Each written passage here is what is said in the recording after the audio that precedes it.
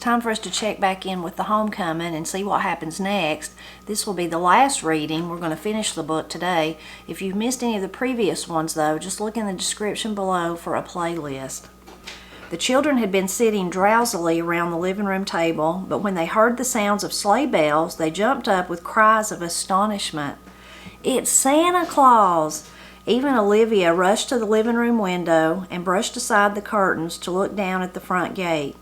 There clearly in the cold white light was a sleigh, drawn by a horse which stamped its hooves and blew clouds of vapor into the air. Someone detached himself from the sleigh, stood for a moment and waved.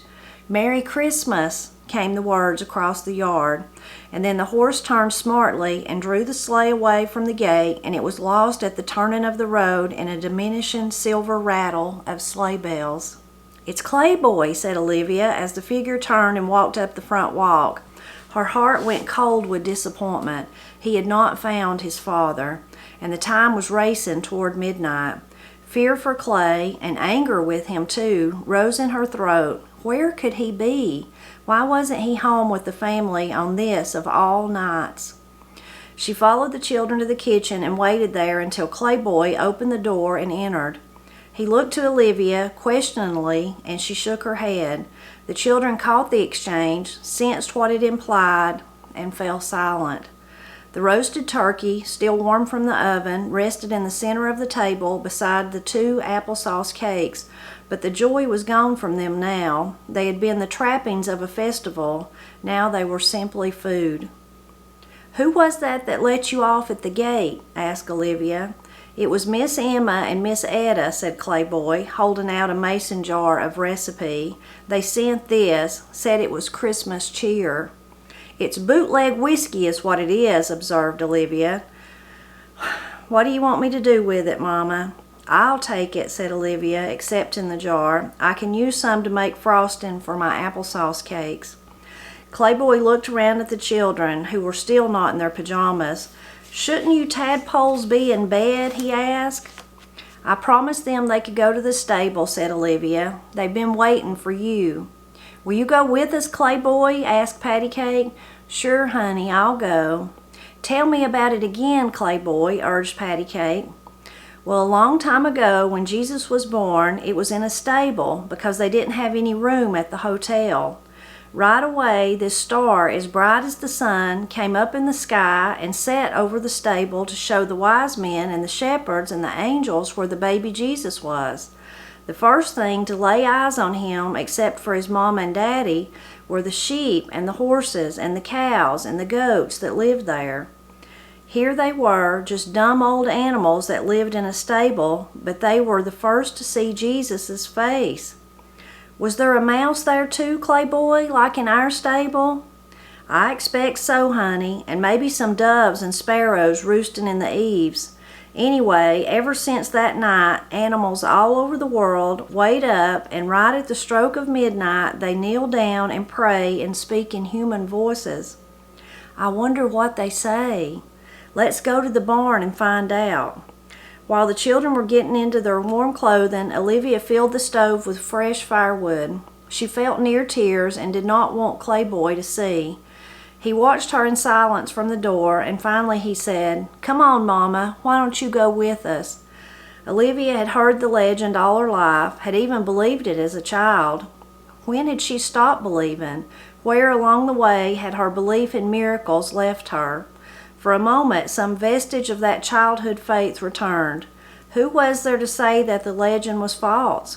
"I'll go," she said, and took her green corduroy coat from its hanger and was putting it on when the children returned, delighted to have their mother's company for the trip to the stable.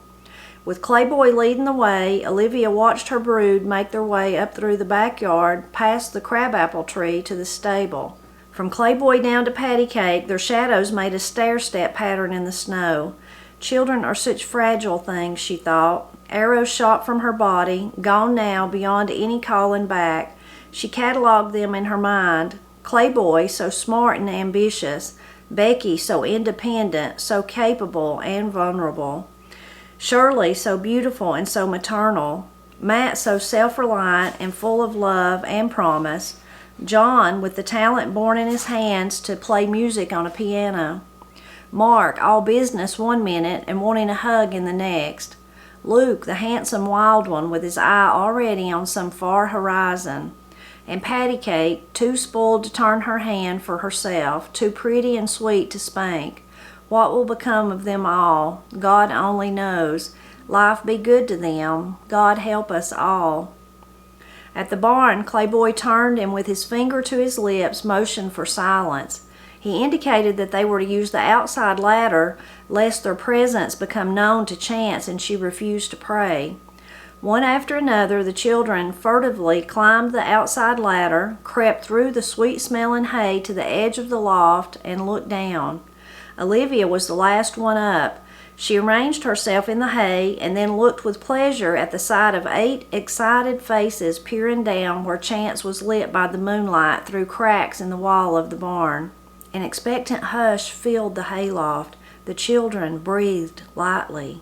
Down below, Chance was standing, the great bellows of her lungs moving evenly as she chewed her cud, then reached with her long, raspy tongue into the feed trough for remnants of the mash Clayboy had fed her for supper. Olivia felt a hand reach into hers, and she shifted her body so that Patty Cake might move closer. Patty Cake was trembling, and her breath was coming in an open-mouthed gasp. Whether she was cold or frightened, Olivia didn't know, but she put her arm around her to comfort her. And then across the hills came the deep bong, bong, bong of the bell in the steeple of the Baptist church. Old Mr. Higginbottom always waited there to ring the bell at the stroke of midnight and let the world know that Christmas had come. Now the children leaned forward and watched Chance intently. Something quivered in her shoulder, some incentive to movement, and then she folded the ankles and her arms of her front legs and went down on her knees, and a human voice spoke. I'm scared, cried Patty Cake, but still the children watched. Chance rested on her knees for only a fraction of a second, then lowered the hind part of her massive body to a reclining position.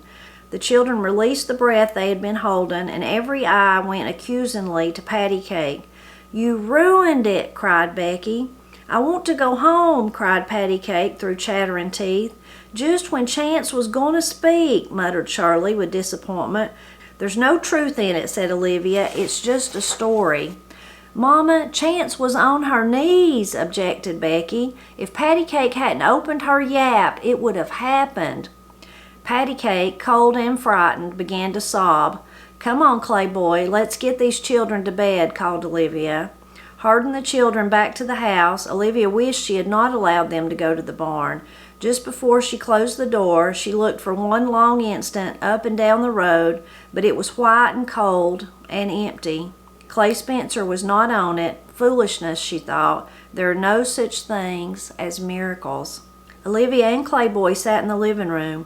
Olivia had brought the wind-up kitchen alarm clock out with her, and it sat on the table beside her chair, where its ticking seemed to fill the room. Olivia had been drowsing, but now when she woke and saw that it was 1 o'clock, she called softly, "Clayboy?" "Huh?" he asked sleepily.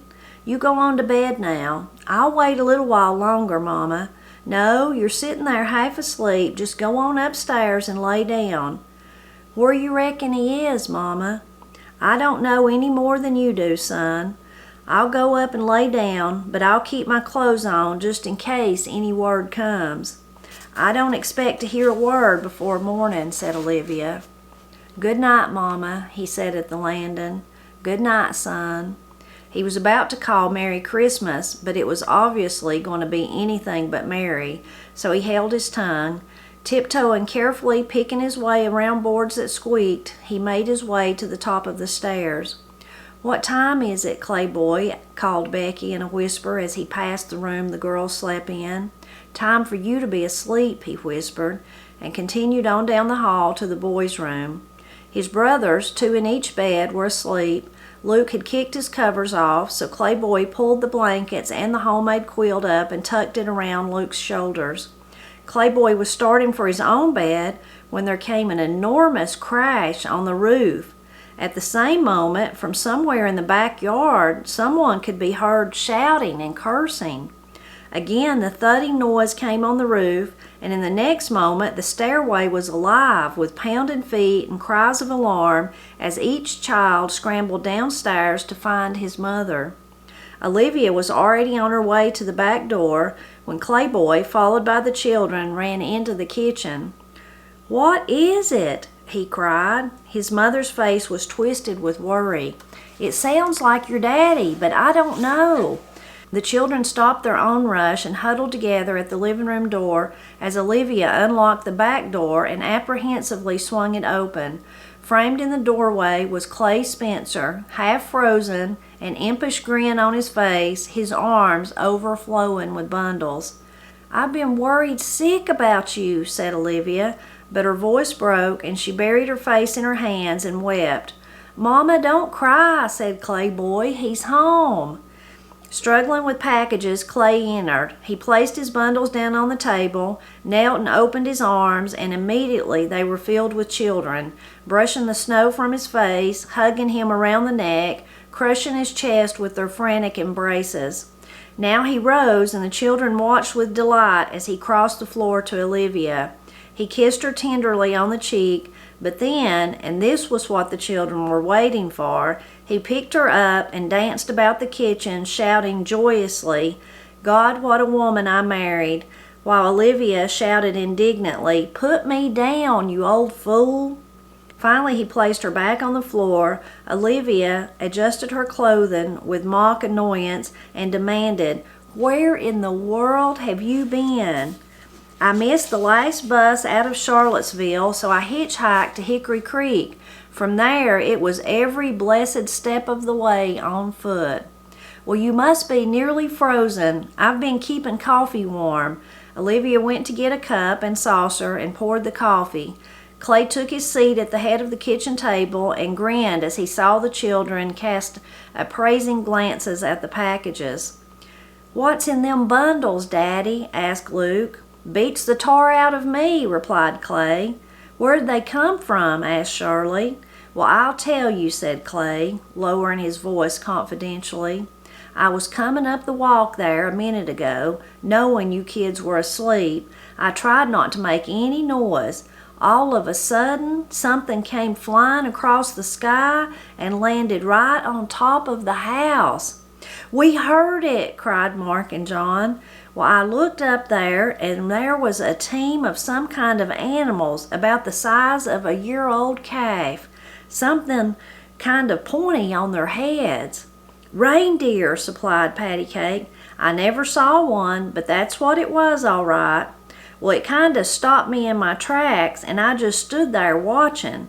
First thing I see, this old son of a gun jumped out, all dressed up in black boots and a red suit trimmed with white fur."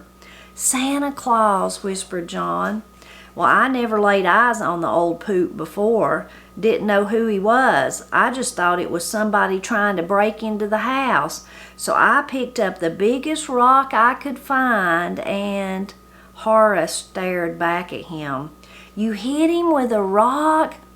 "Not exactly, but I scared him so that the sleigh started slipping off the roof and landed right out there in the backyard. The old man in the red suit started cracking the whip and called for them reindeer to take off. But I caught up with him just before that sleigh left the ground." "You talked to him?" asked Patty Cake wonderingly. "No, but I wrestled him, and just before he got away, I grabbed a big armful of stuff from the sleigh, and there it is, right on the table." "You see," said Patty Cake victoriously to Becky, "he's real." "You're right, honey," nodded Becky with a smile. "You're double darned right." "Which one is mine?" asked Patty Cake, touching the packages shyly. "Try that one," said Clay, pointing to a package. "And this one's for you, and this one's for you," he said until all the bundles had been passed out except one which stood alone. Cries and shrieks of joy filled the room as Patty Cake removed a brand new golden-haired doll which cried and opened and closed its eyes. Becky and Shirley were holding up brand new dresses, and each of the children uncovered treasure after treasure as they went deeper and deeper into their packages. Monkeys that magically climbed up strings, teddy bears with soft fur and button noses, jumping jacks which performed virtuoso acrobatics, jackknives with so many blades that when they opened they resembled a Chinese fan, bouncing balls that jingled, banks in the form of mules which kicked when a penny was inserted, cookie cutters and tea sets, catcher's mitts and footballs, balloons and whistles and spinning tops and firecrackers and warm socks and boxes of puzzles and oranges and nuts and candies, and still the bottoms of the bags were not yet reached. "Open yours, son," said Clay to Clay Boy, who held his package in his arms while he watched his brothers and sisters exclaim with breathless astonishment as they discovered each new treasure. Self-consciously, Clay Boy tore the wrapper open, and he looked at his father with confusion and gratitude and questioning eyes as he found 5 tablets of good writing paper and a brand new fountain pen. "I wonder how news got all the way to the North Pole that you wanted to be a writer," said Clay with a grin. "I guess he's a right smart man," said Clay Boy, his throat almost too full to speak. "This one must be for you," said Clay to Olivia, pointing to the one package still remaining on the table. "What in the world could it be?" "You been wishing for springtime," said Clay, and placed the package in her hands. "Oh, Clay," cried Olivia, and gazed down at a flower pot containing 3 hyacinths, 1 blue, 1 white, and 1 rose, and all in full bloom. Patty Cake, cradling her doll in her arms, suddenly became aware of something which saddened her, and her lips quivered. "You didn't get nothing, Daddy," she said. Gently, Clay lifted the little girl in his arms and looked around the room at his family. "Sweetheart," he said, "I've got Christmas every day of my life in you kids and your mama." He turned to Olivia. "Did you ever see such thoroughbreds?" "I see some sleepy children," said Olivia. "Off to bed now. You can play in the morning." "Can't I shoot just 1 firecracker, Mama?" pleaded Matt. Olivia considered, but then she smiled and unexpectedly answered, "Yes, it'll wake everybody within 10 miles, she thought, but she didn't care. Let the world know that Clay Spencer was home. As the children filed out onto the back porch to watch Matt light the firecracker, Olivia came and sat across from Clay. She looked at him and then at the hyacinths, and reproach would not come. "You must have spent every cent of the paycheck," she said. She tried to sound cross, but somehow she didn't succeed. "Just about," he admitted cheerfully.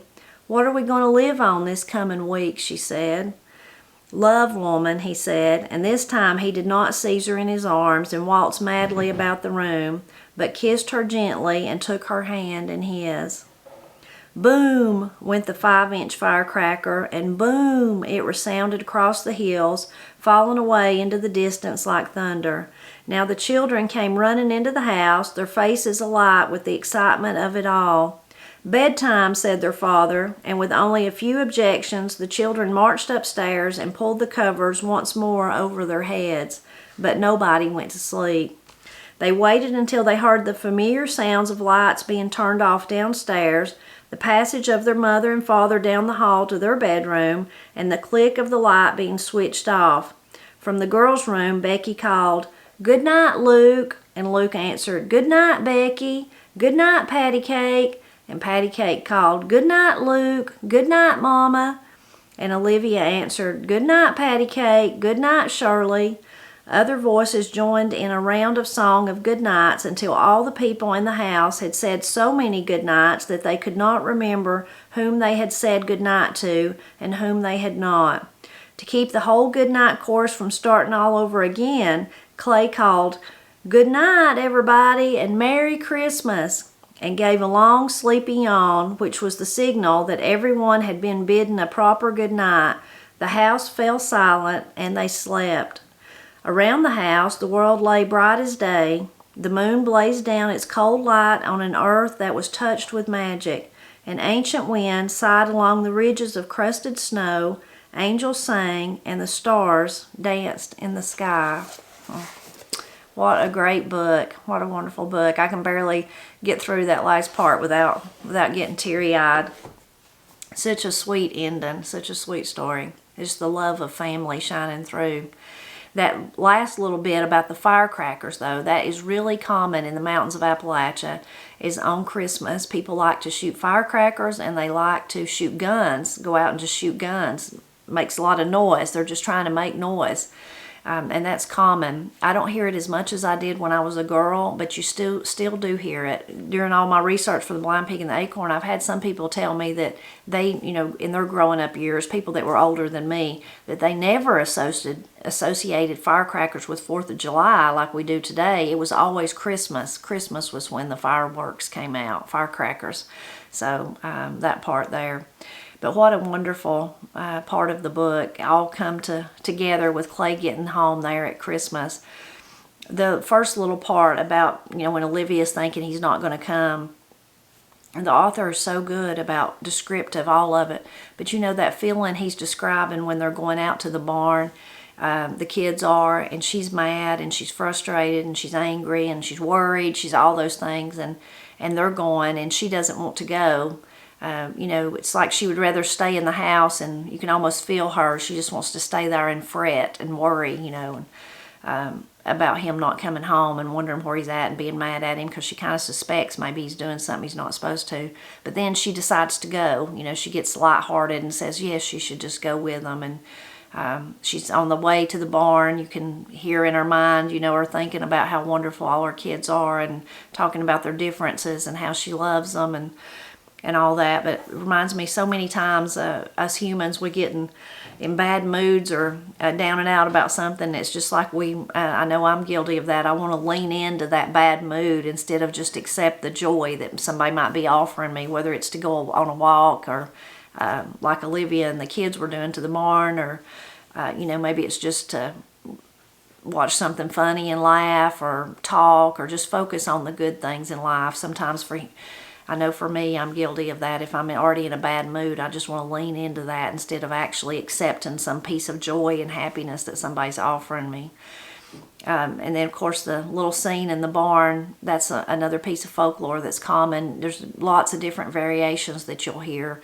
I've not really heard that animals talk in human voices, but that they kneel down is the one that I hear most often at midnight, that the animals will kneel down. And you hear there's lots of different variations of that one, but that one's a pretty common one in the mountains of Appalachia. And then when Clay finally gets home there, oh my goodness, the joy of all of them when they open the door and see him standing there. You can just sense it and feel it with your with your heart, but also you can just see the picture of it, of all of them. And then when they run at him and hug him, and they're hugging him around the neck and all over, and then him dancing around the room with Olivia.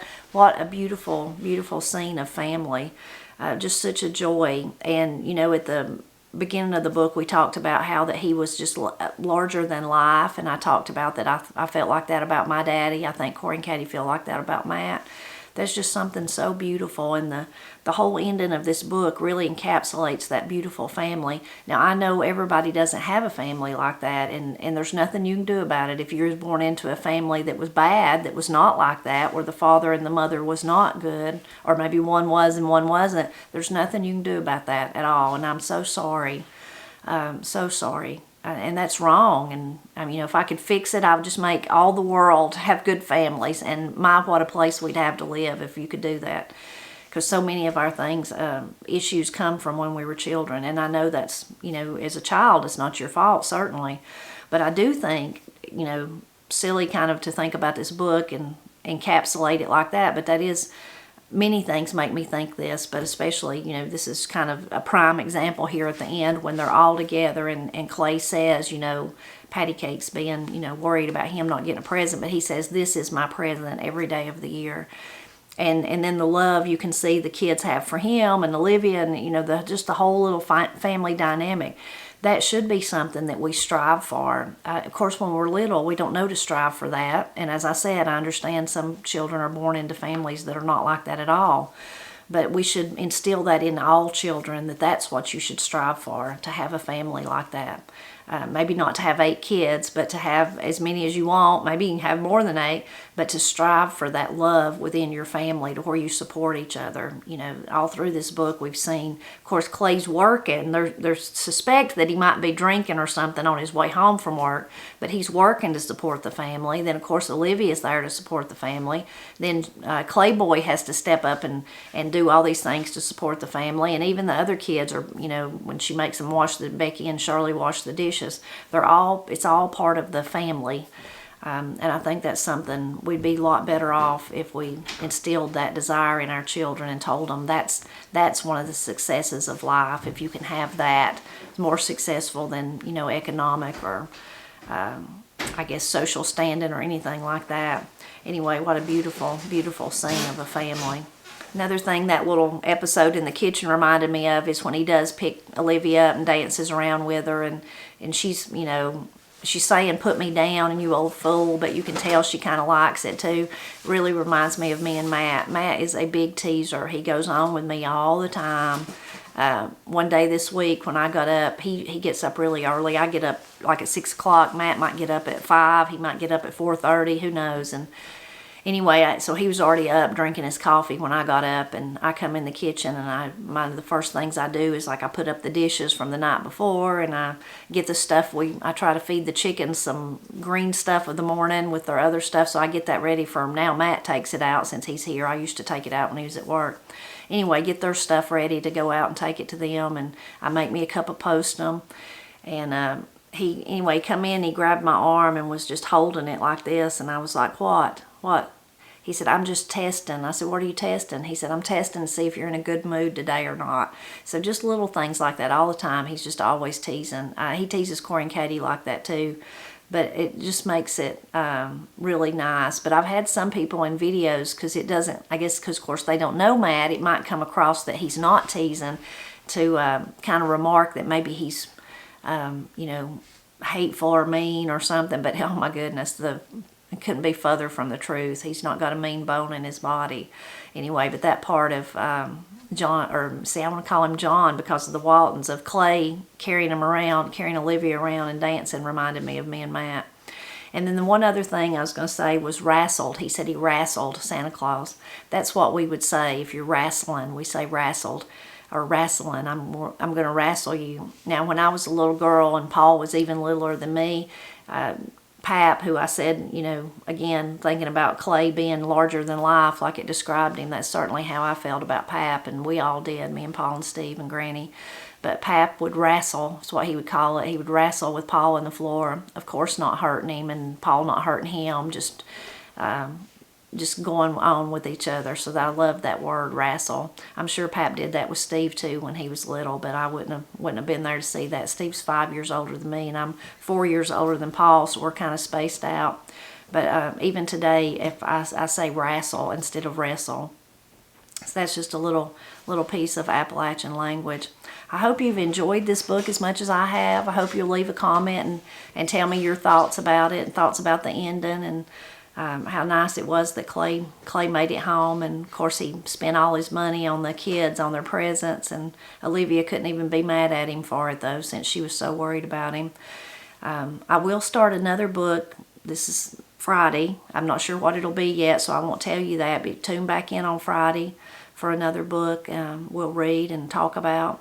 And since today is Christmas, I'd like to wish you a very Merry Christmas. I hope you've had a wonderful time this year, and I hope all is well with you. And I'm always glad when you stop by to help me celebrate Appalachia, whether I'm reading books or cooking up some biscuits and gravy.